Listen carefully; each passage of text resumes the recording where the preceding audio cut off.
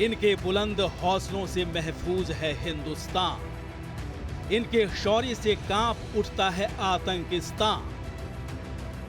दलदली इलाका या फिर बियाबान जंगल, बर्फीली पहाड़ियां हो या फिर रेतीला रेगिस्तान, जिनकी मौजूदगी से दुश्मन थर थर कांपता है। ये हिंद के वो योद्धा हैं जो आखिरी सांस तक देश की रक्षा करते हैं। ये भारतवर्ष के वो सपूत हैं जिनके आगे दुश्मन घुटने टेक देते हैं। मां भारती के ये वीर सपूत दुश्मन से लोहा लेने के लिए सरहदी इलाकों में बेखौफ डटे रहते हैं। ये आंतरिक सुरक्षा के हथियार हैं, ये देश के दुश्मनों के लिए काल हैं। मां भारती के वो जवान हैं वक्त की परवाह किए बगैर जो दिन रात डटे रहते हैं।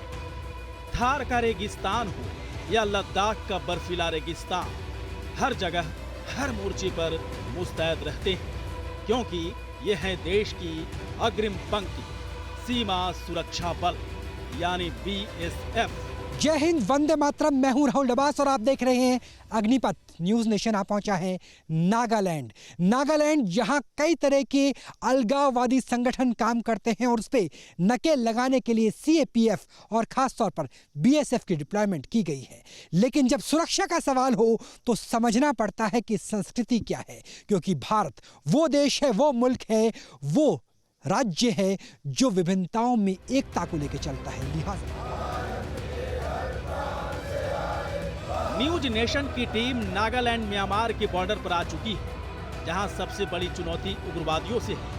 कब किस शक्ल में दुश्मन अपनी नापाक हरकतों को अंजाम तक पहुंचाने की कोशिश करे, कोई नहीं जानता। ऐसे में जबरदस्त मुस्तैदी और सघन चेकिंग की बदौलत BSF के जवान दुश्मन पर कड़ी नजर रखते हैं, जिसमें शार्प शूटर, डॉग स्क्वाड के साथ महिला फौजी भी शामिल रहते हैं। अग्निपथ का अर्थ सिर्फ सीमाओं पे चलना नहीं बल्कि आंतरिक सुरक्षा करना भी है। नागा हिल्स के इलाके में हम मौजूद हैं, नागालैंड, जिसकी सीमा म्यांमार यानी बर्मा से मिलती है, जहां से उग्रपंथी कट्टरपंथियों के आने की संभावना रहती है। वो क्षेत्र जहां पर नशीली वस्तुओं का व्यापार, अवैध व्यापार भी संभव है। यही वजह है कि BSF यहाँ पर इंटरनल सिक्योरिटी के रोल में है और यही वजह है कि BSF ने पूरा नाका लगाया हुआ है। हम फॉर्मेशन दिखाना चाहेंगे कि देखिए BSF के तमाम जवान अलग अलग तरह के असॉल्ट राइफल के साथ यहाँ पर तैनात हैं। इसके साथ साथ जो स्नाइपर्स हैं, शूटर्स हैं, उन्होंने भी लोकेशन ली हुई है। अलग अलग जगह आप लाइट मशीन गन को देख सकते हैं कि किस तरीके से पहाड़ की ऊंचाई पर लाइट मशीन गन अलग अलग लोकेशंस पे, ताकि अगर कहीं असॉल्ट की नौबत आती है, मुठभेड़ की नौबत आती है तो रोक लिया जाए। और सिनर्जी देखिए कि यहाँ पे हम नागालैंड पुलिस को देख सकते हैं, क्योंकि वो यहाँ की भाषाएं जानते हैं। दरअसल यहाँ पर 16 ट्राइब्स यानी जनजातियाँ, जिनकी 16 भाषाएं 16 जिलों में बोली जाती हैं। हालांकि नागा एक ऐसी भाषा है जिसे मौलिक रूप से सब समझ जाते हैं। और सिनर्जी CAPF के साथ नागालैंड पुलिस, और यहाँ पे अपनी भाषा में उन्होंने बात किया है कि आपकी फ्रिक्सिंग की जाएगी, चेकिंग की जाएगी, और चाबी निकाल दी गई है। रैंडमली किसी को भी चेक करके देखा जाता है और उसी तरह की ट्रेनिंग यहाँ पे नज़र आ रही है। और अब श्वान दस्ता खोजी कुत्तों के साथ डिक्की ओपन की जाएगी, जिससे यह तय किया जाए कि कहीं कोई ऐसी चीज़ तो नहीं है। और अब यहाँ पे आमतौर पे जो सब्जियां हैं वो नज़र आ रही हैं, लेकिन ट्रेन डॉग्स कई मशीन्स से ज़्यादा बेहतर होते हैं। और वही चीज़ हमें BSF में नज़र आ रही है कि जो खोजी कुत्ते का दस्ता है, डॉग स्क्वाड है, वो पूरी गाड़ी की निगरानी कर रहे हैं। मेटल डिटेक्टर से पहले चेकिंग की गई और इसके बाद जब पूरी तरीके से सेफ पाया गया और यहाँ पे आप देख सकते हैं कि पूरा चेकिंग की जा रही है और जब सेफ पाया जाएगा तभी आगे जाने की इजाज़त मिलेगी, ताकि अगर कोई घुसपैठिया हो, कोई ऐसे चरमपंथी संगठन हो जो भारतीय गणराज्य के कानून में, भारतीय संविधान में भरोसा नहीं रखते हो, उनके ऊपर कार्रवाई की जाए। और इंटरनल सिक्योरिटी में इस तरीके से बीएसएफ के सीमा प्रहरी उसी तरह से काम करते हैं जैसे भारत पाकिस्तान की सीमाओं को अभेद दुर्ग में बदल दिया है, वैसा ही अंतर्राष्ट्रीय सीमा के अंदर उन राज्यों में जहां नक्सलवाद है, जहां आतंकवाद है, जहां उग्रवाद है, वहां भी उसी तरीके से काम किया जाता है। और यही स्थिति हम नागालैंड की नागा रेंज में भी देख रहे हैं। और यहां पर अलग अलग तरीके से रोकने की कोशिश की जा रही है जो भी सीमावर्ती क्षेत्र में जाने की कोशिश कर रहा है, ताकि यहाँ पर बीएसएफ ये सुनिश्चित कर सके कि किसी भी तरीके से देश विरोधी तत्व एक्टिव तो नहीं है।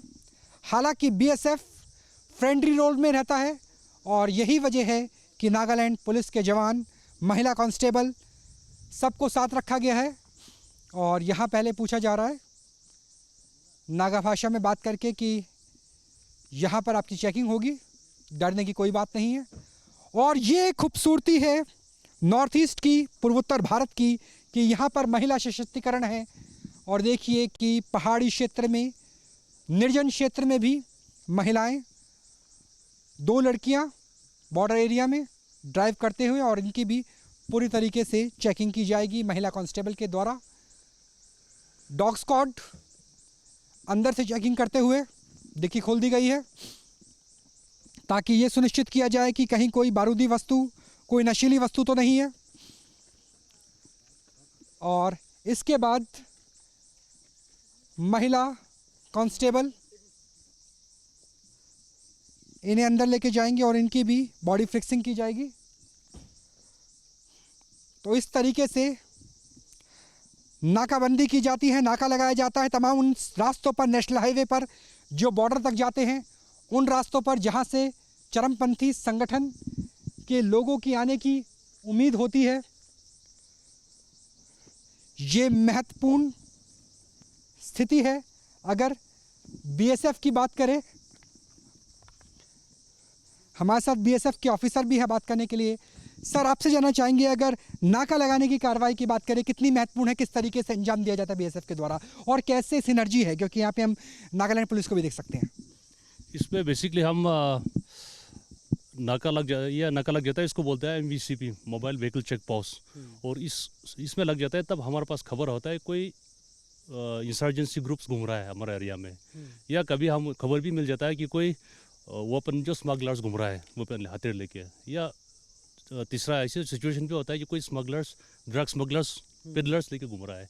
तो इस सिचुएशन में हम इसको MVC पे लगा देता है। और इसके साथ हम कहीं MVC ग्रुप में यह होता है कि एक तो जो ये अभी चल रहा है, इसको बोलता है सर्च ग्रुप, जो इसके डॉग का साथ रहता है, स्निफर डॉग के साथ। और बाकी जो बाहर में आपको दिखाई दे रहा है उसको बोलता है स्टॉप ग्रुप्स, जो उसको घर रोकने के लिए। तो सर, यहाँ पे हम स्टॉप ग्रुप के साथ स्नाइपर्स को भी देख सकते हैं, पीछे भी स्नाइपर्स हैं, आगे भी स्नाइपर्स हैं। इनको क्या टैक्टिकल लोकेशन पे रखा जाता है कि अगर कोई गाड़ी नहीं रुकेगी, मुठभेड़ की स्थिति होगी, तो टायर पंचर किया जाए, रोका जाए, या अगर आपके ऊपर असॉल्ट किया जाए, जवाबी कार्रवाई दी जाए? यस, बेसिकली इसके लिए रोक जाता है कि रखा हुआ है जो कवरिंग वाला है। अगर कुछ इसको सर्च पार्टी का पास का ऊपर जो अगर हमला हुआ तो वो रेक करेगा, और स्टॉप वाला आगे भाग के जाएगा इसको पीछे, इनफैक्ट लाइक अगर गाड़ी निकल गया तो एल्टीट्यूड का बहुत ज़्यादा महत्व है इस पूरे सर्च अभियान में। और यही वजह है कि पहाड़ी की थोड़ी ऊंचाई पर स्नाइपर्स को रखा गया है, ताकि अगर कोई ऐसा चरमपंथी संगठन हो जो हमला करने की कोशिश करे, धावा बोलने की कोशिश करे, मुठभेड़ की स्थिति हो बीएसएफ के साथ, तो ऊपर से दाएं बाएं से जो पहाड़ की लोकेशन है, जंगल की लोकेशन है, वहाँ से जवाब दिया जा सके। तो ना सिर्फ जंगल, ना सिर्फ पहाड़, बल्कि नेशनल हाईवे की सुरक्षा भी बीएसएफ नागालैंड में इस तरीके से करती है ताकि आंतरिक सुरक्षा पूरी तरीके से सुनिश्चित की जा सके। जवानों का गश्त और सरहद की दूसरी तरफ दुश्मनों पर बाज की तरह नजर, मतलब छोटी सी भी गलती और दुश्मन का काम तमाम। बीएसएफ को ऐसे ही अग्रिम पंक्ति ऐसे नहीं कहा जाता। जब ये मिशन पर निकलते हैं तो आतंकिस्तान थर्रा जाता है। जब ये मोर्चा संभालते हैं तो दुश्मन इनके सामने घुटने टेक जाता है। इनका हौसला, इनका जुनून और इनका जज्बा ही दुश्मन को खाक करने के लिए काफी है। इन्हें अच्छी तरह मालूम है कि इनकी एक चूक आंतरिक सुरक्षा पर भारी पड़ सकता है। नागालैंड का बॉर्डर हर लिहाज से अहम और खतरनाक भी है, क्योंकि यहाँ से म्यांमार थाईलैंड बॉर्डर ज्यादा दूर नहीं है।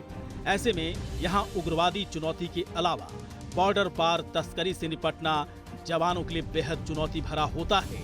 ऐसे में ये देश के जांबाज बॉर्डर के साथ नागालैंड के गांव में जाकर पेट्रोलिंग करते हैं, साथ ही ग्रामीण लोगों की हर संभव मदद करने की कोशिश भी करते हैं। नागालैंड के सताका गांव में आपका स्वागत है। दरअसल हम लगातार बीएसएफ के सीमा प्रहरियों के साथ हैं। हालांकि नागालैंड के साथ बांग्लादेश या पाकिस्तान की कोई सीमा नहीं है जहां सीमा की सुरक्षा की जाए, लेकिन जब आंतरिक सुरक्षा का सवाल हो तो नागरिकों से संबंध होना, लोकल्स का सपोर्ट होना बेहद जरूरी हो जाता है। और यही करते हुए नजर आ रहे हैं सीमा प्रहरी बीएसएफ के कमांडो। दरअसल हम गाँव के बीच में से गुजर रहे हैं और यहाँ जहाँ जितनी दूर आकर के सड़कें जवाब दे देती है, वहाँ पब्लिक एडमिनिस्ट्रेशन का काम भी काफ़ी हद तक बीएसएफ के पास ही होता है। ठीक उसी तरह से जैसे हमने ब्रह्मपुत्रा के चर में देखा था कि वहाँ राहत पहुँचानी हो, मेडिकल सुविधाएं पहुँचानी हो, किसी भी तरह की मदद हो तो बीएसएफ के जवान करते हुए नजर आते थे। कुछ ऐसा ही यहाँ सताका गाँव में भी नजर आ रहा है और वैली के जितने गाँव हैं उन गाँव में लोकल एडमिनिस्ट्रेशन का काम भी बीएसएफ के कंधों पर ही है, चाहे आंतरिक सुरक्षा हो या विकास। बॉर्डर गार्ड की ड्यूटी तो बीएसएफ करती है, लेकिन उससे ज्यादा मुश्किल है कंट्री इनर कंट्री लाइन सुरक्षा, यानी वो इलाके जहां पर दहशतगर्द हो सकते हैं, चाहे वो कश्मीर के हो, उग्रपंथी हो सकते हैं, चाहे ये पूर्वोत्तर के इलाका हो। नागालैंड में हम मौजूद हैं क्योंकि यहाँ पे पब्लिक डीलिंग करनी है। पब्लिक से जितना अच्छी कनेक्टिविटी होगी उतना ही बेहतर काम हो पाएगा। यहाँ पे लोकल्स हैं, हम उनसे भी बात करने की कोशिश करेंगे क्योंकि कुछ लोकल्स को हिंदी भी आती है। आपसे जानना चाहेंगे, बीएसएफ वाले मदद करने के लिए आते हैं या सिर्फ यहाँ से गुजरते हुए देखते हैं अपने? जब भी ज़रूरत पड़े हमारे लोकलों को, जैसे कि सांप काट ले या प्रेगनेंसी होता है तो उस टाइम के लिए वो लोग मदद दे देता है। तो क्या एम्बुलेंस देते हैं, अपनी गाड़ी देते हैं, जीप देते हैं? एम्बुलेंस प्रोवाइड कर देता है और ज़रूरत पड़ने पे जो पानी खत्म हो जाता है तो वाटर टैंकर भी प्रोवाइड कर देता है वो लोग। तो ये कनेक्टिविटी है जिस कनेक्टिविटी की हम बात कर रहे थे, क्योंकि जब तक ये कनेक्टिविटी नहीं होगी तब तक दहशतगर्द इसका फ़ायदा उठाएंगे, तब तक फ़िरका फरस ताकतें जो अलगाववादी है, जो बांटने की राजनीति करती है, जो चाहती है कि हिंदुस्तान में शांति ना रहे, वो इसका फ़ायदा उठाएंगे। लोकल्स को आप देख सकते हैं, यहाँ पर धान की बड़ी खेती होती है। अगर मीट की बात करें तो वो भी चावलों के साथ खाया जाता है। आपसे जानना चाहेंगे, कुछ मदद मिलती है बीएसएफ वालों से? हाँ, मदद मिलता है। जब भी ज़रूरत होता है तो उन लोग बहुत मदद करते हैं। कैसे मदद करते हैं? कोई बीमार हो गया तो लेकर जाते हैं क्या? एम्बुलेंस वगैरह प्रोवाइड करती है। एम्बुलेंस देते हैं? हाँ, एम्बुलेंस देते हैं, मदद करते हैं, क्योंकि ये मदद से मानवता का रिश्ता बनता है, इंसानियत का रिश्ता बनता है। और उसी रिश्ते से जो भारत के खिलाफ की ताकतें हैं वो कमज़ोर हो जाती है। उसी रिश्ते से जो सीएपीएफ के बल हैं वो मजबूत हो जाते हैं। और बीएसएफ इसी तरीके से नागालैंड में शांति स्थापित करता है, क्योंकि शांति से विकास आता है, विकास से लोगों का दिल जीता जाता है। देखिए छोटे छोटे बच्चे कितने खुश हो जाते हैं फोर्सेस को देखने के बाद। और ये कनेक्टिविटी है, ये इनके बच्चों की आंखों में जो मासूमियत है, जो एहसास है वर्दी के प्रति, जो गर्व की भावना है, वो किसी भी तरीके से उतनी ही है जितनी हरियाणा, पंजाब, उत्तर प्रदेश, किसी भी देश के राज्य को देख लीजिए, उतनी ही भावना नागालैंड में भी है। बेटा कैसा लगता है फोर्स को देखकर? अच्छा लगता है? जय हिंद बोलोगे? हाँ। बोलो जय हिंद। जय हिंद सर। जय हिंद। तो ये एक बार दोबारा बोलो तेज। जय हिंद सर। तो ये जय हिंद है, ये वंदे मातरम है, ये माँ भारती के लिए प्यार है नागालैंड के लोकल का, नागालैंड के स्थानीय गांव वासियों का। और इसी प्यार से शायद चीन जलता होगा, इसी प्यार से शायद जो अलगाववादी शक्तियाँ म्यांमार में बैठी हुई है वो जलती होंगी।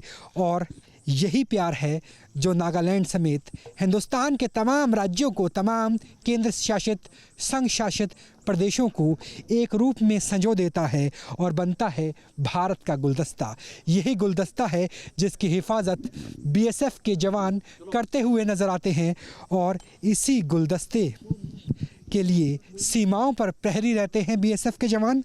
और जब भारत की आंतरिक सुरक्षा का सवाल हो तो चाहे वे छत्तीसगढ़, झारखंड, तेलंगाना, आंध्र प्रदेश, माओवादी क्षेत्र हो, या पूर्वोत्तर भारत, मिजोरम, मणिपुर, त्रिपुरा, नागालैंड, तमाम क्षेत्रों में सुरक्षा के लिए सदैव तत्पर है बीएसएफ के ये देशभक्त जवान, और इन्हीं के ज़रिए ही भारत की सुरक्षा को अक्षुण्ण रखा जाता है, भले ही वो सीमाओं की पहरेदारी हो या फिर आंतरिक सुरक्षा की जिम्मेवारी, दोनों में परिपूर्ण है बीएसएफ, बॉर्डर सिक्योरिटी फोर्स।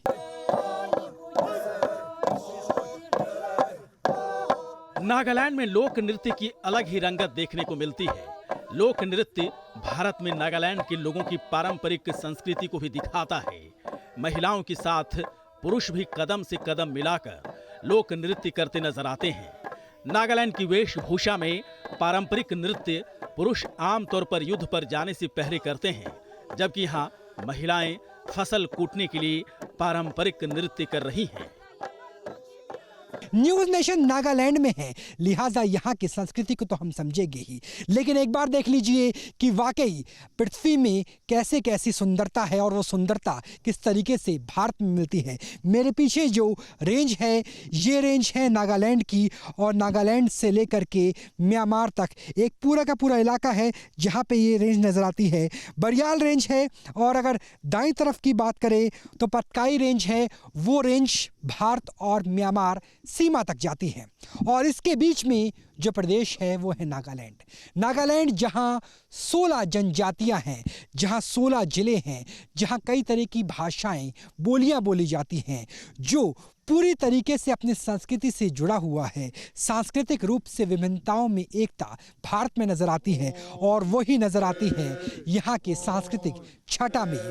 मेरे पीछे जो पुरुष हैं वो नृत्य कर रहे हैं, जो आमतौर पे पारंपरिक रूप से युद्ध से पहले नृत्य किया जाता था, क्योंकि यहाँ पर जंग को भी उसी तरीके से जिया जाता है जिस तरह से कोई त्यौहार जिया जाए, और यही कर्मठता है। इसी वजह से नागालैंड के जवानों को नागावीर कहा जाता है, जिससे एक पूरी की पूरी बीएसएफ की बटालियन 111 को भी गठित किया गया था।